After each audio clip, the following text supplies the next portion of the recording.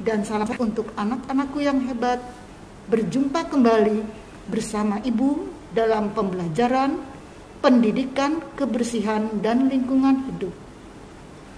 Nah, anak-anak, sebelum kita lanjutkan kegiatan kita pada pagi hari ini, kita berdoa dulu agar kegiatan kita pada hari ini dapat berjalan dengan lancar dan mudah kalian menyimak pelajaran kita.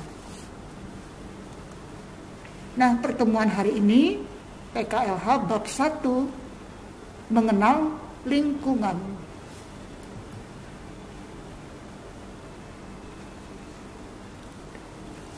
Bab 1 mengenai lingkungan, kompetensi dasar 3.1 dan 4.1. Tujuan pembelajarannya adalah dengan mengamati gambar, siswa dapat menyebutkan ciri-ciri lingkungan sehat dan tidak sehat dengan benar. Bagian A, mengenal lingkungan sehat dan tidak sehat. Lingkungan sehat merupakan dambaan setiap makhluk hidup. Untuk itu diperlukan perilaku hidup sehat dengan lingkungan yang sehat. Makhluk hidup dapat melangsungkan hidup dengan baik. Ciri-ciri lingkungan sehat adalah: satu, dalam pembelajaran ini tentang bacaan kita, Siti tinggal di lingkungan di mana warganya sadar akan kebersihan. Setiap rumah memiliki halaman yang bersih, indah, rapi, dan banyak ditanami tanaman hijau. Siti dan teman-temannya membuang sampah pada tempatnya.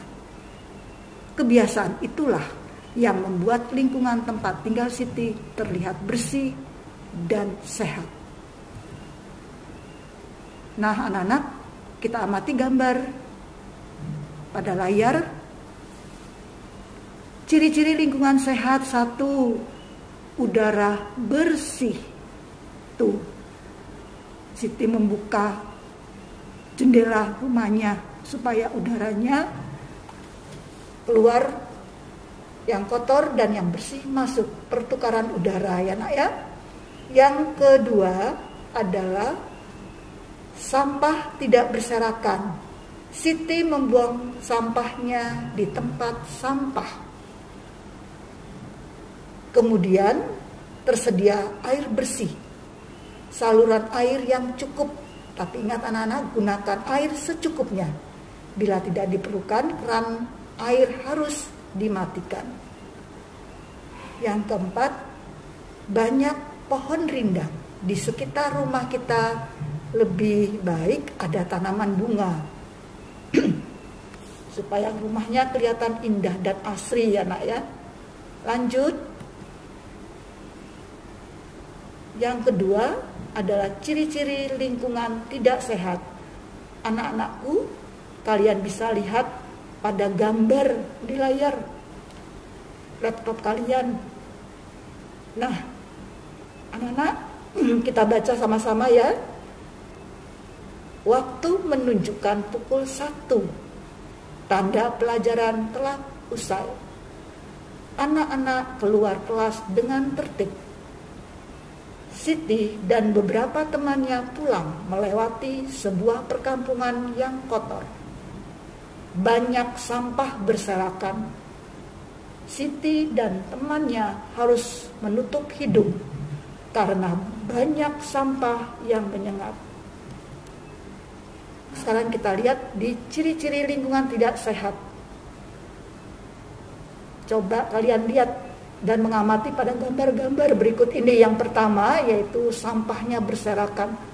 Sampah berserakan ini mengganggu ya udara di sekitar kita, jadi bau, busuk, tidak enak kita cium. Yang kedua, tidak ada pohon rindang di sekitar rumah kita, gersang anak-anak. Kemudian yang ketiga, udara kotor. Nah, ini juga udaranya kotor, tidak sedap kita hirup ya, baunya menyengat, mengganggu pernapasan kita. Kemudian yang keempat berikutnya, tidak ada tempat sampah.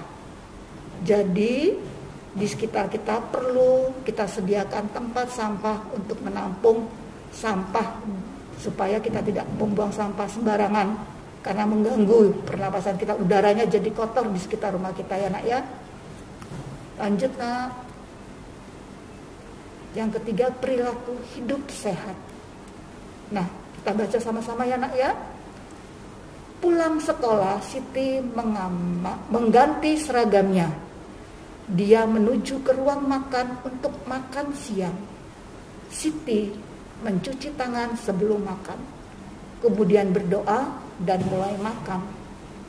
Selesai makan, sisa-sisa makanannya dibuang ke tempat sampah. Kemudian Siti mencuci alat makannya dan menaruh di rak dengan rapi. Gambar yang kedua, di pekarangan rumah Siti juga ada beberapa tanaman perindang dan tanaman hias. Siti selalu merawat, menyiram, bahkan memberi pupuk secara teratur. Itu semua Siti lakukan karena Siti tahu dengan banyak pohon, banyak pula udara bersih yang dihasilkan. Nah, ini anak-anak contoh perilaku hidup sehat. Yang pertama, kalian jangan lupa selalu mencuci tangan dengan sabun, dengan air yang mengalir.